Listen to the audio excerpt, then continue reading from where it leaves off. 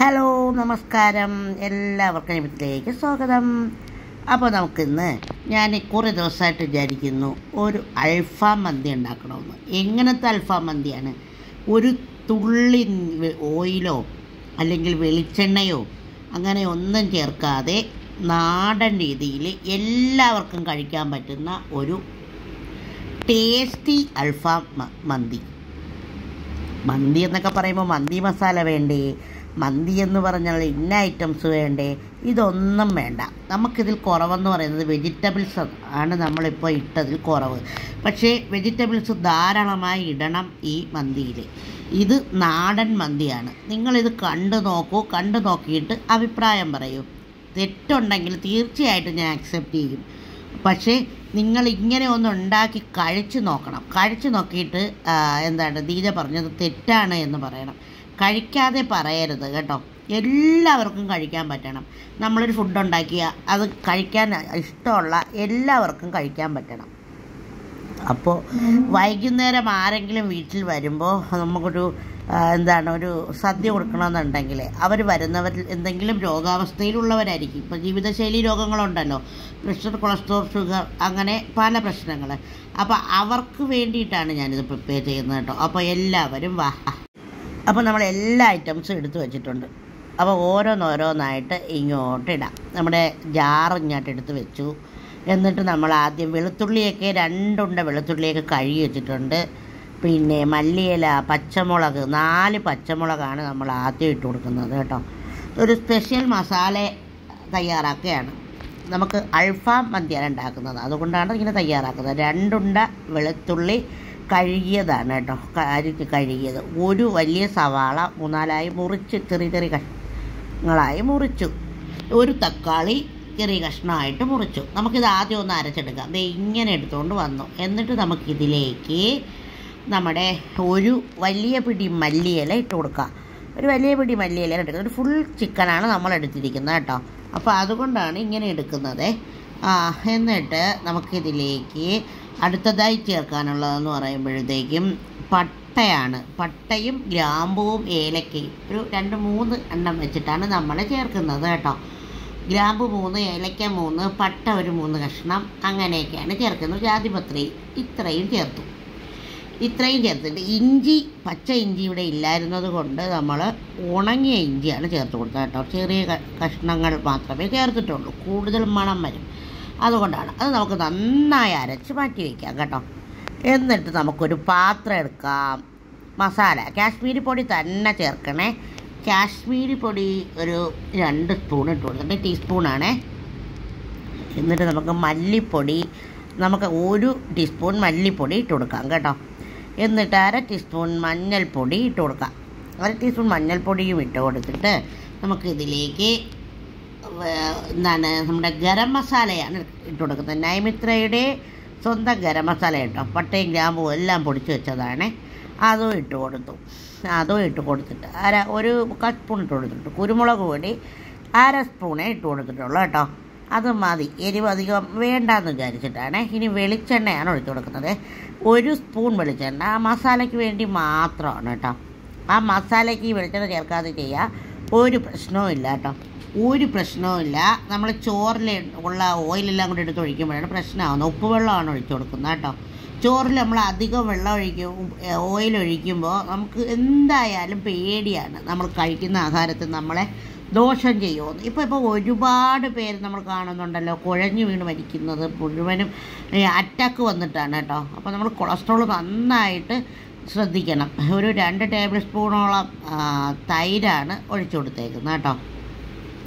എന്നിട്ട് ഇതിനെ നന്നായിട്ട് നമുക്ക് ഇങ്ങനെ ഇളക്കിയെടുക്കാം. നമ്മുടെ ഇളക്കുന്നതാണ് പറയുന്നത് കേട്ടോ. പലരും പറയുന്നത് തിരുവനന്തപുരം ഭാഷ നിങ്ങളെന്താണ് ഇങ്ങനെ പറയുന്നത്, നിങ്ങളുടെ ഭാഷ ഒട്ടും കൊള്ളത്തില്ല, നിങ്ങൾക്കൊരു വിവരമില്ലേ എന്നൊക്കെ എൻ്റെ ഷോർട്സിലൊക്കെ വന്നിട്ട് ഓരോരുത്തർ ചോദിക്കുന്നുണ്ട് കേട്ടോ. എനിക്ക് ഇങ്ങനെ പറ്റുള്ളൂ, ഞാൻ എൻ്റെ ഭാഷ തന്നെ പറയുള്ളൂ. അതൊരു വിവരമില്ലായ്മ നിങ്ങൾക്ക് ഫീൽ ചെയ്തിട്ടുണ്ടെങ്കിൽ അത് എൻ്റെ കുറ്റമല്ല. എന്നിട്ട് ഇത് മസാല എടുത്ത് വെച്ചിട്ടുണ്ട്. മസാല വെച്ചിട്ട് നമ്മളിതേ അതിലേക്ക് നമ്മുടെ ആദ്യം അരച്ച് വെച്ച മറ്റേ വെളുത്തുള്ളി, ഇഞ്ചി, മല്ലിയില അതെല്ലാം കൂടെ പുരട്ടിയിട്ട് ഈ മസാലയും കൂടി പുരട്ടി കൊടുക്കുകയാണ് കേട്ടോ. പുരട്ടി നമുക്ക് 1 മണിക്കൂർ ഇത് ഫ്രിഡ്ജിൽ വയ്ക്കണേ. 1 മണിക്കൂറോളം നമ്മളിതിങ്ങനെ ഫ്രിഡ്ജിൽ വയ്ക്കുമ്പോൾ അത് പിടിച്ചിരിക്കും. ഇനിയിപ്പോൾ ഒരു ദിവസത്തിൽ ഒരു 5-6 മണിക്കൂർ വെച്ചാലും ഒരു പ്രശ്നമില്ല കേട്ടോ. നന്നായിട്ട് പിടിപ്പിച്ച് നമ്മളിതിനെ ഒന്ന് തല്ലി വെച്ചിരിക്കുകയാണ്, ചിക്കനെ പദം വരുത്തി വെച്ചിരിക്കുകയാണ് കേട്ടോ. അപ്പോൾ നമ്മുടെ മസാല എല്ലാം ഇട്ട് 2 ചിക്കനിലും നമ്മളിങ്ങനെ പുരട്ടി കൊടുത്ത് 2 മുറിച്ചെടുത്തതാണ്. ഒരു കോഴിയെ 2ആയിട്ട് മുറിച്ചെടുത്തതാണ്. എന്നിട്ട് നമ്മളെ വെളിയിൽ അടുപ്പ് കൂട്ടിയിട്ടൊരു മൺകലം വെച്ച് വെള്ളം വെച്ച് കൊടുത്ത് എന്തിനാണെന്നറിയാമോ? നമ്മളൊരു 1.5 നാഴി അരി എടുത്ത് കുതിർത്ത് വെച്ചിട്ടുണ്ട് കേട്ടോ. 3/4 മണിക്കൂർ കുതിർത്തു. അതിലേക്ക് പട്ട, ഗ്രാമ്പു, ബേ ലീഫ്, ഈ പറഞ്ഞ സാധനങ്ങളെല്ലാം തന്നെ, ഏലക്ക അതെല്ലാം ഇട്ട് കൊടുത്തു. കുരുമുളക് ഇട്ട് കൊടുത്തു. ആവശ്യത്തിന് ഉപ്പ് ഇട്ട് കൊടുത്തു. ഉപ്പാണ് ഇട്ട് കൊടുക്കുന്നത്. 1 സ്പൂൺ വെളിച്ചെണ്ണയും ഇട്ട് കൊടുത്തു കേട്ടോ. ഞാൻ പറഞ്ഞില്ലേ, ഈ വെളിച്ചെണ്ണയുടെ ആവശ്യമൊന്നുമില്ല. മൊത്തം 2 സ്പൂൺ വെളിച്ചെണ്ണ. ഇപ്പം നിങ്ങൾ ചോദിക്കും വെളിച്ചെണ്ണ ഒരു തുള്ളി ഇല്ലല്ലോ എന്ന് പറഞ്ഞതെന്ന്. അപ്പോൾ ഇതിൻ്റെ ആവശ്യമില്ല. ഞാൻ അരി ഒന്ന് ഒട്ടിപ്പിടിക്കാതിരിക്കാനാണ് ചേച്ചിയെടുത്ത് പറഞ്ഞത് കേട്ടോ. ഇത് നമ്മുടെ മാനസിയാണ്. നമ്മുടെ മാനസി നമുക്ക് വന്ന് കയറിയതാണ്. ഇപ്പോൾ അകത്തൊന്നും കയറ്റത്തില്ല, വെളിയിൽ മാത്രം ഇടിക്കും. എല്ലാ ഫുഡും ഒന്നും കഴിക്കത്തില്ല കേട്ടോ. ചിക്കനും അങ്ങനെയുള്ള ഫുഡൊക്കെ മതി മാനസിക്ക്. അപ്പോൾ മനസ്സിൽ അവിടെ ഇരിക്കുകയാണ്. അപ്പോൾ വെള്ളം തിളച്ചപ്പോഴത്തേക്കും ആ ചോറ് അതിലേക്ക് ഇട്ട് കൊടുത്തു. ഒട്ടും ഇതിരിക്കാനാണ് ഇട്ട് കൊടുത്തേക്കുന്നത്. 2 സവാളയായിരുന്നു അതിലേക്ക് ഇട്ട് കൊടുത്തത്. ഇതിപ്പോൾ നമുക്ക് ക്യാരറ്റും ക്യാപ്സിക്കവും ക്യാബേജും ഒക്കെ ഇടാം. നമ്മൾ ഇട്ട് കൊടുത്തില്ല എന്നുള്ളതാണ് കേട്ടോ. ഞാൻ പറഞ്ഞു വേണ്ട, ചിലവ് കുറഞ്ഞ രീതിയിൽ നമുക്ക് ഉണ്ടാക്കാമെന്ന് പറഞ്ഞു. അങ്ങനെ ഉണ്ടാക്കിയ മാനസികമായിട്ട് കഥ പറയുകയാണ് കേട്ടോ. മനസ്സിങ്ങനെ കളിക്കുന്നുണ്ട്. അകത്ത് കയറ്റാത്തതിനൊരു വിഷമമുണ്ട് മനസ്സിക്ക്. എന്നിട്ട് നമ്മളിതേ ചോറ് വെന്ത് ഊറ്റിയെടുത്തു. 80% വെന്തപ്പോൾ ഊറ്റി മാറ്റി കേട്ടോ. എന്നിട്ട് നമ്മുടെ ചിക്കൻ എടുത്ത് വെച്ച് കൊടുത്തു. ചിക്കൻ ഗ്രില്ലാവുകയാണ്. നമ്മുടെ പുതിയ ഗ്രില്ലാണ് നമ്മൾ വാങ്ങിയത്. ലുലുവിൽ പോയപ്പോൾ വാങ്ങിയതാണ്. നമ്മൾ ആദ്യം ഒരു ദിവസം ചെയ്തു, അന്ന് വീഡിയോ എടുത്തില്ലെന്നേ ഉള്ളൂ കേട്ടോ. അപ്പോൾ ഇന്ന് നമ്മൾ ഇങ്ങനെ ചിക്കൻ ചെയ്യുകയാണ് കേട്ടോ. അപ്പോൾ നമ്മൾ ഇങ്ങനെ ചാർക്കോളൊന്നും ഇട്ട് കൊടുത്തില്ല, അല്ലാതെ വിറക് ഇങ്ങനെ ഇതാക്കിയാണ് ഇട്ട് കൊടുത്തത് കേട്ടോ. നന്നായിട്ട് വെന്തിട്ടുണ്ട്. അപ്പോൾ നല്ല തീയിലും നല്ല കനലിലും തന്നെയാണ് കിടന്നത് കേട്ടോ.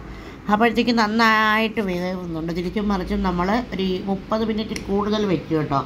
വെച്ചിട്ട് എടുത്തുകൊണ്ട് വന്ന് ഇങ്ങനെ മുറിച്ചെടുക്കുകയാണ് കക്കച്ചി. മുറിച്ചെടുത്തിട്ട് ഇതിപ്പോൾ നമ്മൾ ചെയ്യാൻ പോകണം എന്താണെന്ന് വെച്ചാൽ ഒന്ന് ഫ്രൈ ആക്കി എടുക്കും. ഒരു പാത്രം വെച്ചിട്ട് അതിലിട്ടൊന്ന് ഫ്രൈ ആക്കും.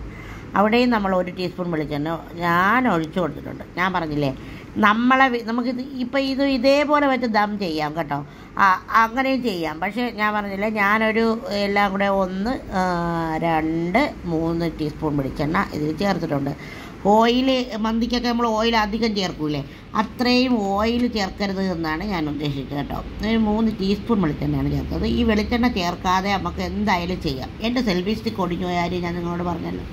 അപ്പോൾ എൻ്റെ കയ്യിൽ നിന്നിട്ട് ക്യാമറ ഒന്ന് വെട്ടിയിട്ടുണ്ട്. നിങ്ങൾ ക്ഷമിക്കണം. പിന്നെ പുറത്ത് നിന്നിട്ട് എനിക്ക് ഇറങ്ങി പിടിക്കാൻ പറ്റത്തില്ലായിരുന്നു ക്യാമറ. അപ്പോൾ അത് കാക്കച്ചിക്കാണ് എടുത്തത്. അങ്ങനെയൊക്കെയാണ് ഇരിക്കുന്നത്. അപ്പോൾ ഇങ്ങനെ നന്നായിട്ട് വെന്തിട്ടുണ്ട്. മുറിച്ചെടുത്തിട്ട് നമ്മളൊരു ഉരുളി വെച്ച് കൊടുത്ത് 1 ടീസ്പൂൺ വെളിച്ചെണ്ണ ഇട്ട് കൊടുത്തിട്ട് നമ്മൾ വന്നിട്ട് തിരിച്ചും മറിച്ചിട്ട് മൊരിച്ചെടുത്തു. അപ്പോൾ നിങ്ങൾക്ക് ഈ വീഡിയോ ഇഷ്ടമായാൽ നിങ്ങൾ ലൈക്ക് ചെയ്യണം, സപ്പോർട്ട് ചെയ്യണം. എന്നിട്ട് നിങ്ങൾ ഇതേപോലെ മന്തി ഉണ്ടാക്കണം. ഈ 3 ടീസ്പൂൺ വെളിച്ചെണ്ണ എന്ന് പറയുന്ന സാധനം ഒഴിവാക്കിയാൽ ഹെൽത്തി എന്ന് പറഞ്ഞാൽ വളരെ ഹെൽത്തിയാണ്. വെജിറ്റബിൾസ് കുറേ ആ ചോറിലിട്ടാൽ മതി കേട്ടോ.